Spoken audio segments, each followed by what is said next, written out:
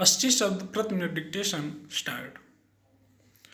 छत्तीसगढ़ के अबूझमाड़ इलाके में नक्सली हमले में 5 जवान शहीद हो गए। पिछले कुछ समय से देश में नक्सली गतिविधियां कम हुई हैं, लेकिन छत्तीसगढ़ इसका अपवाद है। इस बार छत्तीसगढ़ में यह हमला इसलिए ज़्यादा व्यथित करता है कि कुछ दिन पहले ही नक्सलियों के एक संगठन ने शांति वार्ता की पेशकश की थी। इस नक्सली हमले के बाद शांति वार्ता के प्रयासों में बाधा आएगी। यह पहली बार नहीं है जब नक्सलियों ने आईईडी ब्लास्ट के जरिए जवानों पर हमला किया है। आमतौर पर नक्सली जवानों को निशाना बनाने के लिए उनके रास्ते में विस्फोटक सामग्री बिछा देते हैं। ताज़ा हमले के बाद क्या यह नहीं माना जाएगा कि नक्सलियों की दिलचस्पी किसी भी तरह की शांति वार्ता में नहीं है?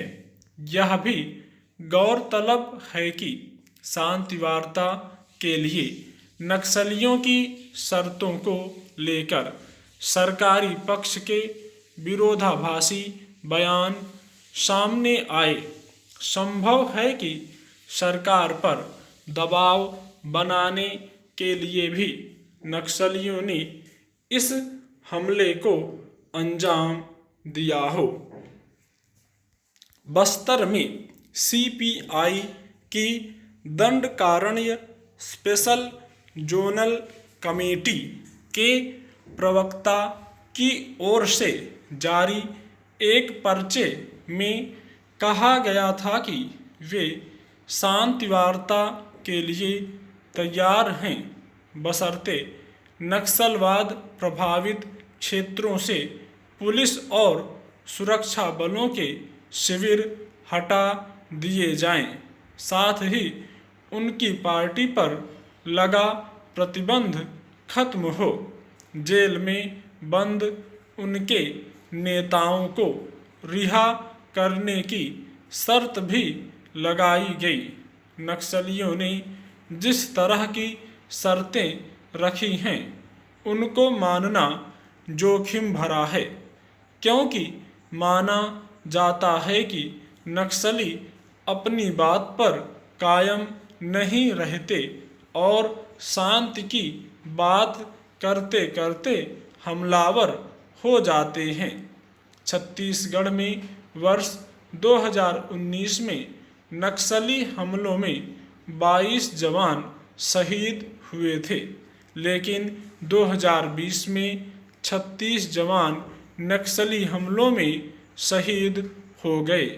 यह वाकई चिंता की बात है। सरकार को नक्सल प्रभावित क्षेत्रों में नई रणनीति के साथ काम करने की जरूरत है।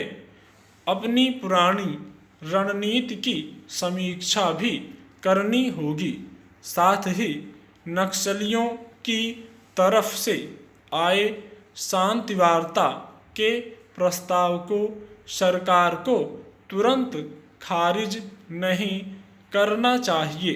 हालांकि इसमें कुछ जोखिम है, लेकिन शांति के लिए इतना जोखिम लिया जा सकता है। नक्सल प्रभावित राज्यों को उन क्षेत्रों में विकास की गति भी बढ़ानी होगी जहां नक्सलियों का प्रभाव है। विकास का नेटवर्क बढ़ेगा तो प्रभावित इलाकों में नक्सलियों की पकड़ भी कमज़ोर होने लगेगी। बेहतर तो यह है कि नक्सली भी समय को देखते हुए हिंसा का रास्ता त्यागें। उनको यह बात स्वीकार करना चाहिए कि लोकतंत्र में परिवर्तन बंदूक के जरिए नहीं बल्कि जनता के वोट की ताकत के बल पर होता है। स्टॉप।